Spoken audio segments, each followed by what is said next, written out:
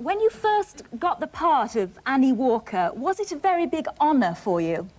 No, because, you see, I'd been connected with the theatre since I was born, really.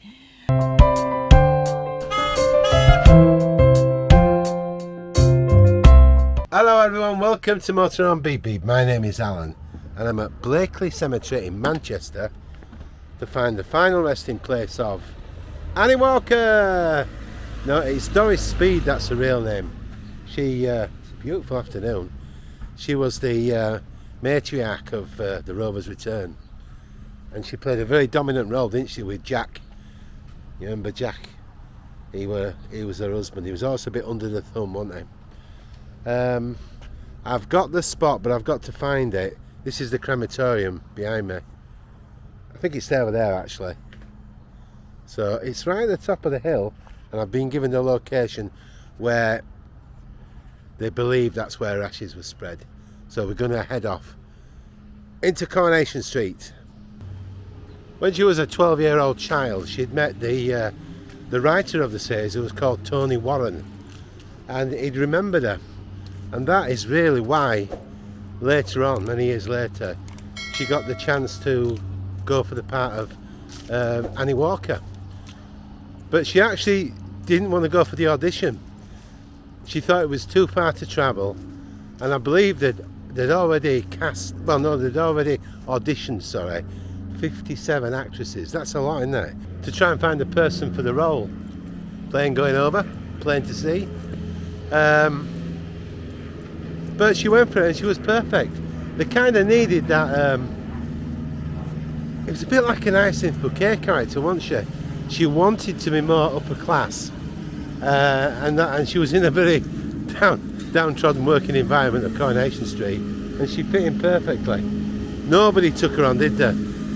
Pat Phoenix, she couldn't take her on. Bet Lynch. There's always someone we're going past. Have you noticed? Always someone we're going past. Yeah, she was very much. She was almost like the queen of the show, I always thought. I'd been connected with the theatre since I was born, really. And actually, when I was 5, I had a scene with Napoleon, the Napoleon. And I played his son, and he made me the King of Rome, which was pretty good for a 5-year-old. And then, when that finished, I went into the pantomime, and those were my first personal appearances. So, Doris, having played such regal roles, getting the part of Annie Walker mustn't have been such an honour for you. Oh, indeed not, dear. No. By that time, I was well over 5. I was more for the classics when I could get them. I'm sure. So originally she was down to play the character of Annie Walker for 3 weeks, but she ended up doing 1,746 episodes. Isn't that amazing?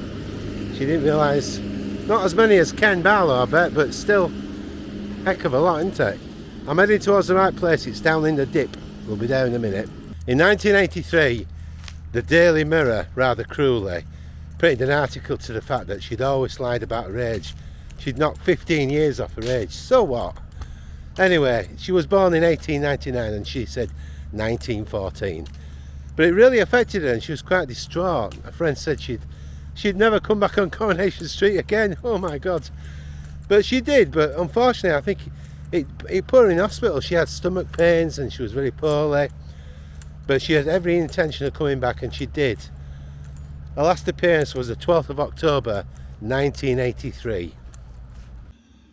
Doris Speed was born in Charlton, Lancashire on the 3rd of February 1899. As a child she toured with her parents, George, a singer, and Ada, an actress, moving from different schools almost every week.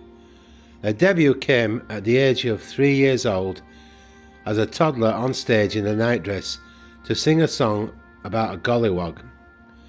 2 years later, she made her acting debut as a velvet-suited infant, Prince of Rome, in a Victorian melodrama called The Royal Divorce. Doris was later quoted as saying, "Acting was all I ever wanted to do."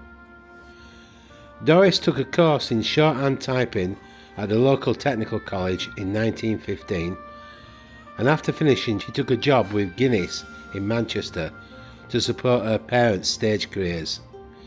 She joined Guinness as a clerk, but over her 41 years working for the company, she rose to become a personal assistant to the regional manager. However, she was also an active member of the local amateur dramatic group.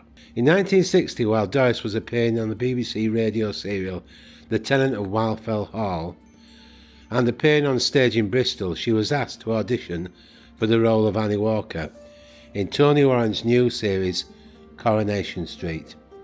Doris was originally on a 3-week contract, first appearing in the December 1960 opening episode.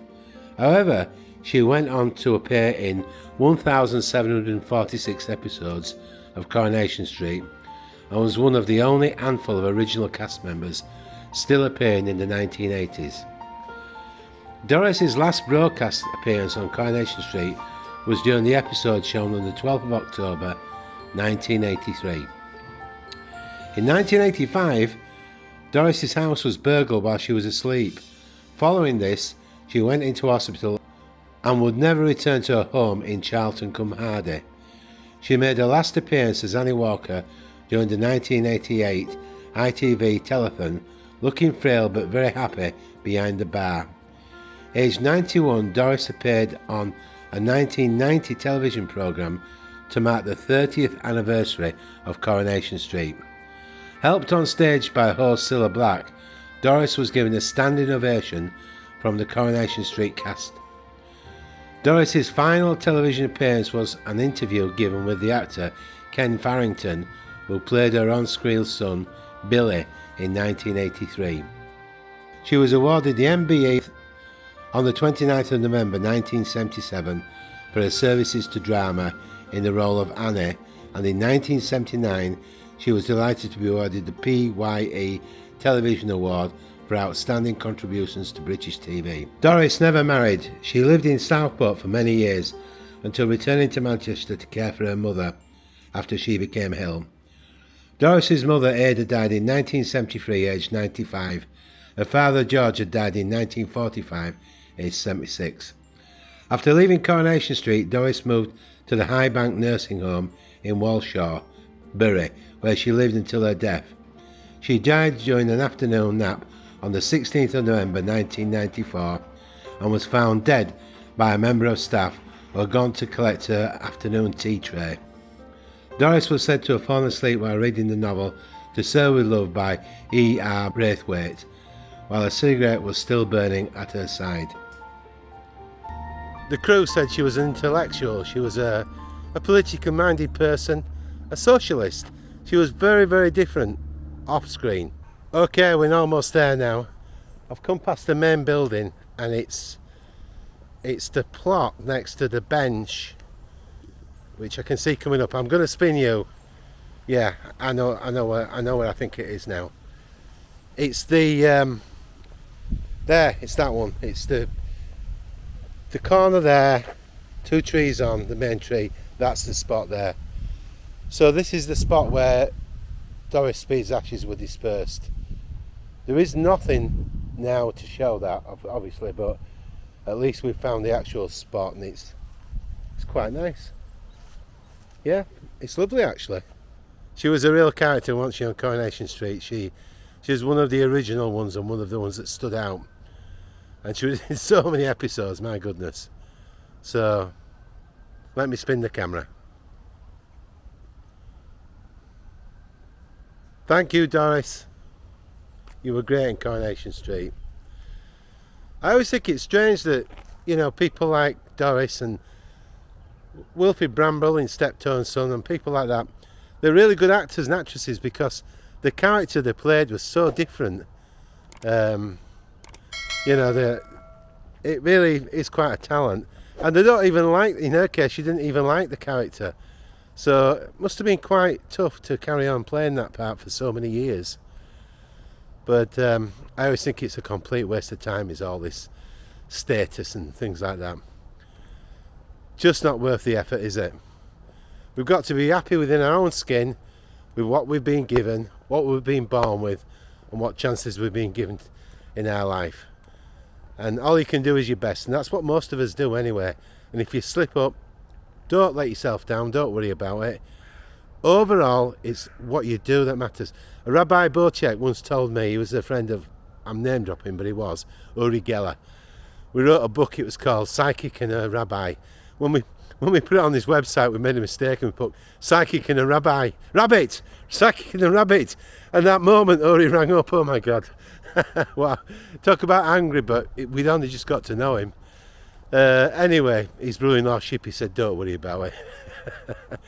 But seriously, it's like he said it's like throwing a stone into the water and the ripples go out. So everything you do affects everything else. And if you've done more good than bad, that's a good life. So when somebody tries to put you down and berate you for a small little thing, ignore it. Remember, hang on to the fact that overall you're doing a good job. So on that note, talking of good jobs, if you like the channel, subscribe, there'll be plenty more films. Thumbs up and a comment, because you know what? Yes, I love the comments. Take care of yourself, everyone. I'll see you all soon on Motor on Beep Beep. Bye bye from me, Alan.